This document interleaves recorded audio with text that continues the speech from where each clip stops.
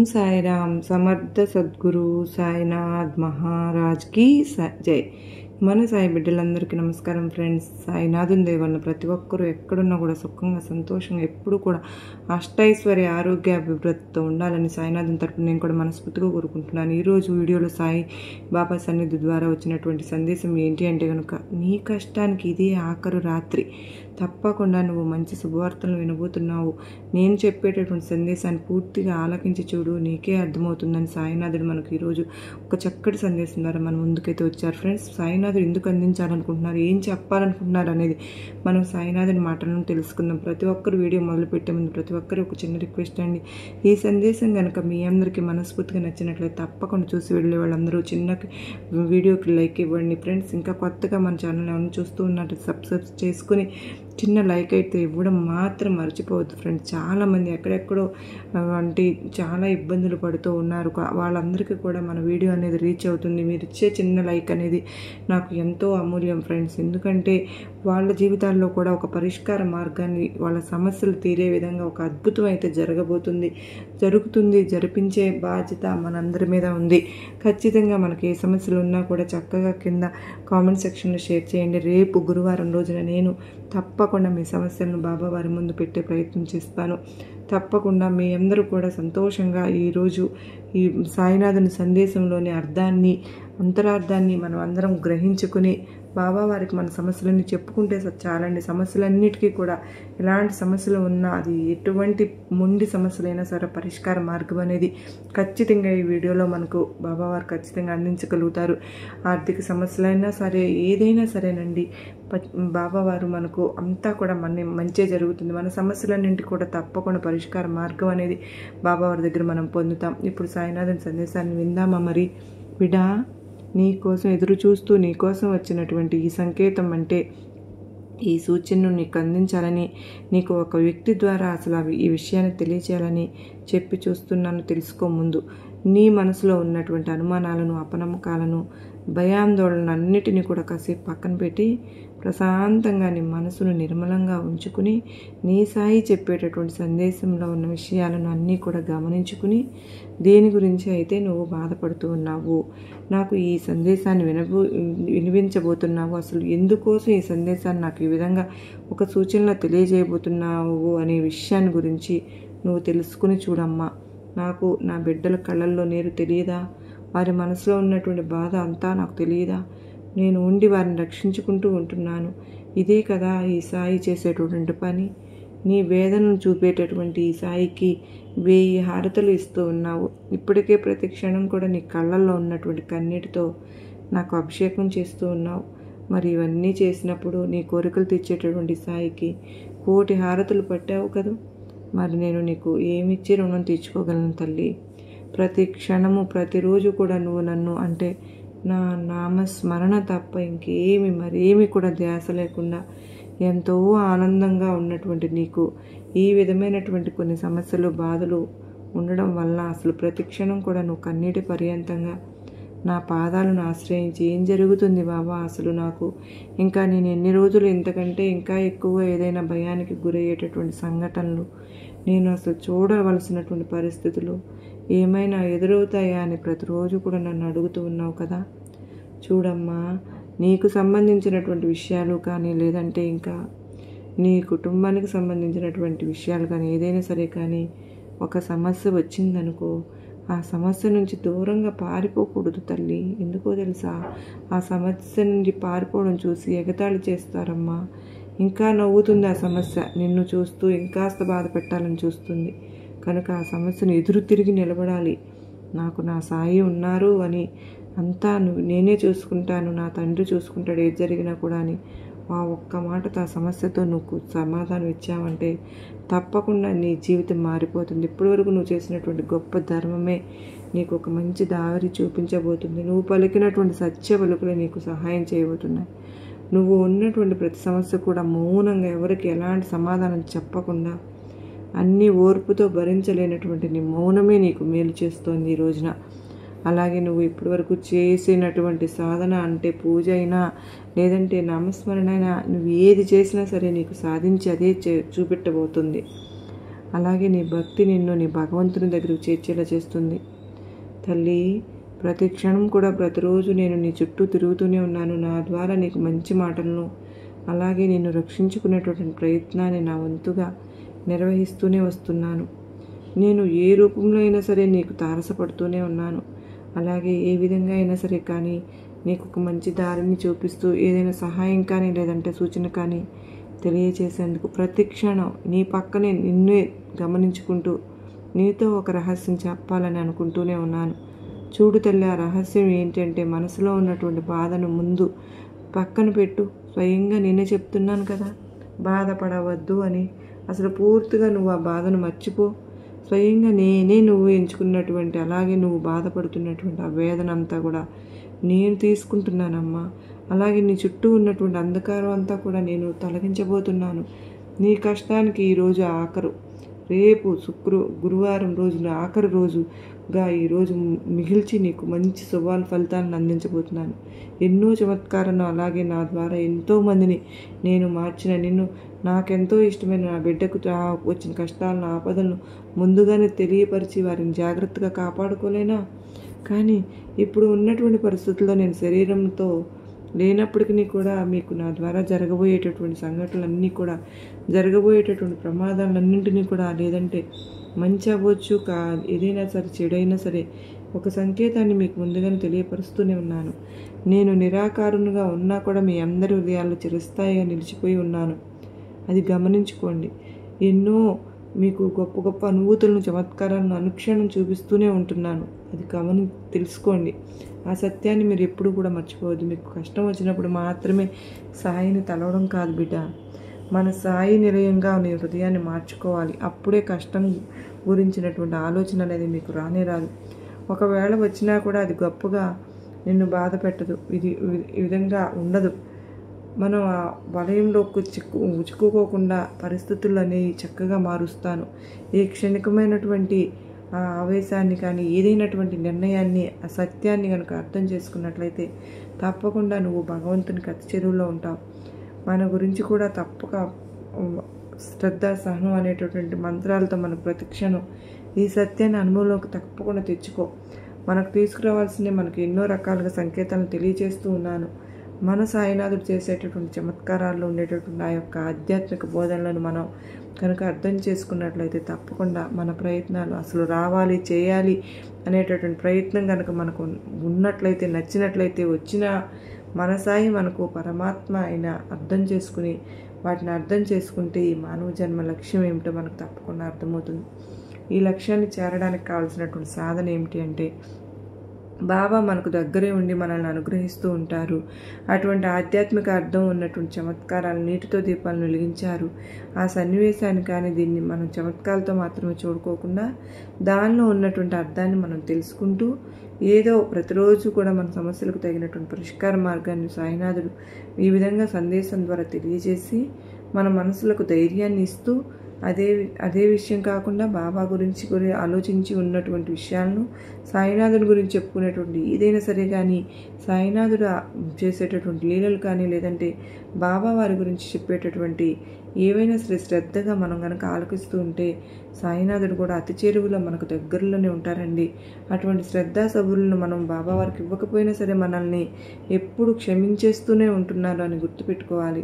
ఎందుకంటే సాయినాథుడు అపార దయామూర్తి అండి. కనుక సాయినాథుని కరుణ చాలా అంటే చాలా అపారమైనది. కనుకనే సాయినాథుని యొక్క కరుణాపూర్వకమైనటువంటి చూపులు చాలండి మనల్ని మనం జాగ్రత్తం చేసుకోవడానికి. ఆయన బాబావారి మాటలు అనుగ్రహించిన ప్రక్రియలో మనకు సహనం ఉంటుంది. చూడండి, మనం కనుక సాయినాథుడు అడిగింది ఇవ్వడం ప్రారంభిస్తే ఆ శ్రద్ధ సబూరి సాయినాథుని యొక్క అనుగ్రహానికి అయితే మనం దగ్గరగా ఉంటాము. గమ్యానికి చేర్చేంత వరకు మన ఎట్టి పరిస్థితులను కూడా బాబావారు మన చెయ్యి వదలరు.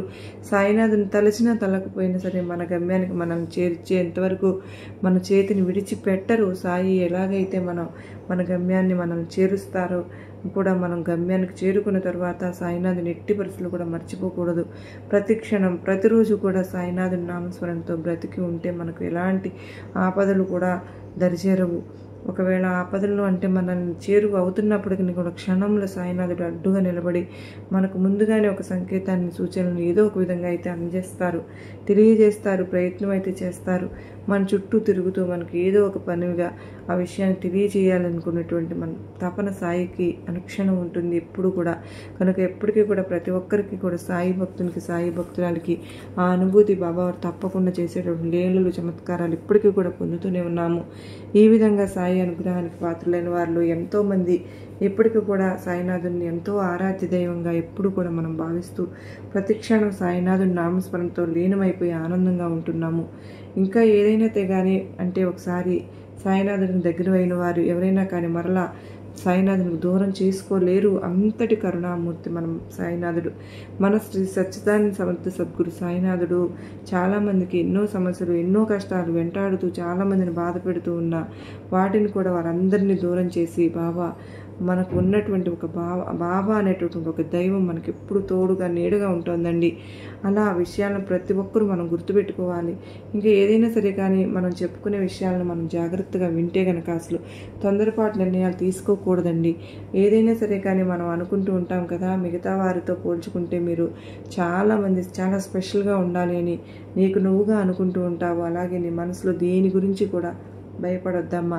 ప్రతి ఒక్కరిని కూడా చాలా అంటే చాలా గౌరవనీయంగా అందరితో కలిసిమెలిసి సహనంగా ఇష్టపూర్వకంగా మాట్లాడుతూ ఉంటావు. నిజం చెప్పాలంటే నీ మనసులో ఎప్పుడు కూడా ఏది ఉండదమ్మా. పరుల కోసమే ఏదైనా సహాయం చేయడానికే ముందడుగు వేస్తూ ఉంటావు. చాలా చక్కగా నీ మాట తీరు, నీ నడవడిక ఎంతో గొప్పగా ముచ్చటగా ఉంటుందమ్మా. నువ్వు నా భక్తురాలివి అయినందుకే నేను ఎంతో సంతోషపడుతుంటాను. ఒక్కొక్కసారి నిజం చెప్పాలంటే నీ నడవడిక నలుగురికి ఆదర్శనీయంగా ఉంటుంది. అంతకంటే కొంతమంది నువ్వు ఎదుగుతూ ఉంటే ఎలాగైనా సరే నిన్ను దెబ్బతీయాలని చూస్తూ ఉన్న వాళ్ళు లేకపోలేదనుకో, నిన్ను ఎప్పుడు కూడా వారి చేతికి దొరుకుతారా, ఏం చేద్దాం, నిన్ను పట్టుకుని ఏం చేస్తే వారికి నీపై ఆ కోపం అనేది తీరిపోతుందా అనేటటువంటి ఉదాహరణతో ఉన్నారనమాట. అటువంటి వారి ద్వారా నువ్వు కొంచెం జాగ్రత్తగా ఉండాల్సిందే. మరి అయితే అంటే దాని నరదిష్టి అనేది చాలా ఎక్కువగా ఉంటుంది కనుక వారి ద్వారా నువ్వు కొంచెం కష్టాల పాలయ్యేటటువంటి అవకాశాలు కూడా ఎక్కువగా ఉంటూ ఉంటాయి కనుక అలాంటి వారి పట్లను కొంచెం అప్రమత్తంగా ఉండు.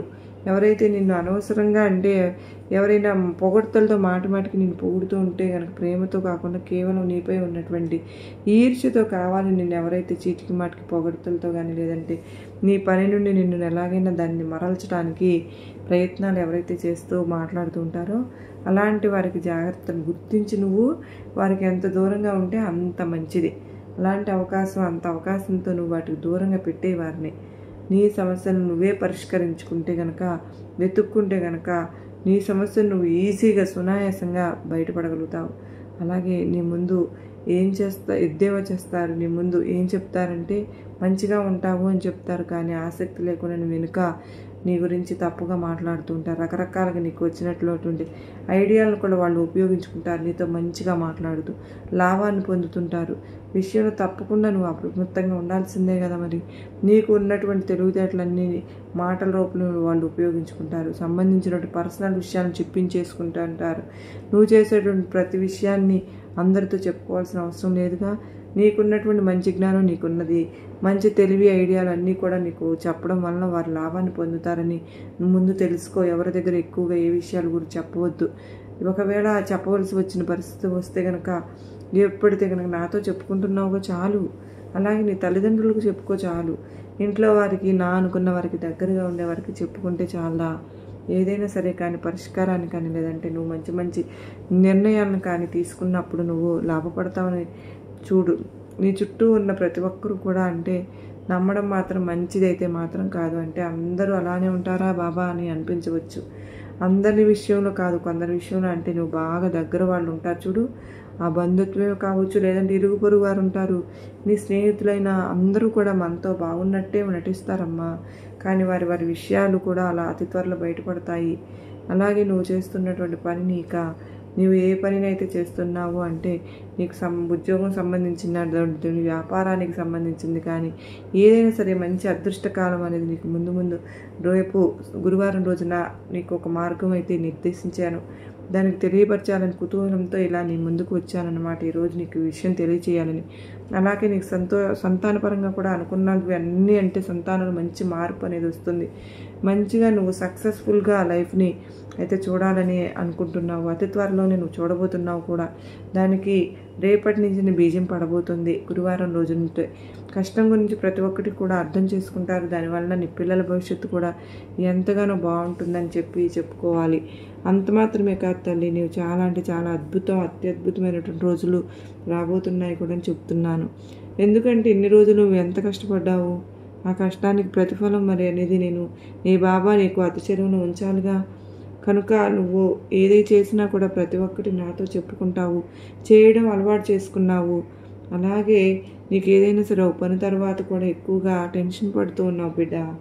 అందులో నాకు విజయం ఉంటుందో లేదో, నేను పెట్టిన డబ్బులు వల్ల నాకు వెనక్కి వస్తాయో రావో, ఏదైనా సరే కానీ అంటే నష్టాలు ఏమైనా మిగులుతాయా, ఆ పనిని చేసిన తర్వాత తీవ్రంగా ఆలోచనలు చేస్తూ ఉన్నావు. అలా మంచిది కాదమ్మా. ఏది జరిగినా సరే కానీ అంతా భగవంతునికి అర్పించి భగవన్ నామస్మరణ చేసుకుంటూ ఉంటే ఖచ్చితంగా సక్సెస్ఫుల్గా నీ జీవితం అనేది లీడ్ చేయగలుగుతావు. అదే అంటే అతిగా ఆలోచించడం వల్ల నీ మనసు పాడవుతుంది, కానీ నీ పని పట్ల పూర్తిగా శ్రద్ధ కోల్పోతావు.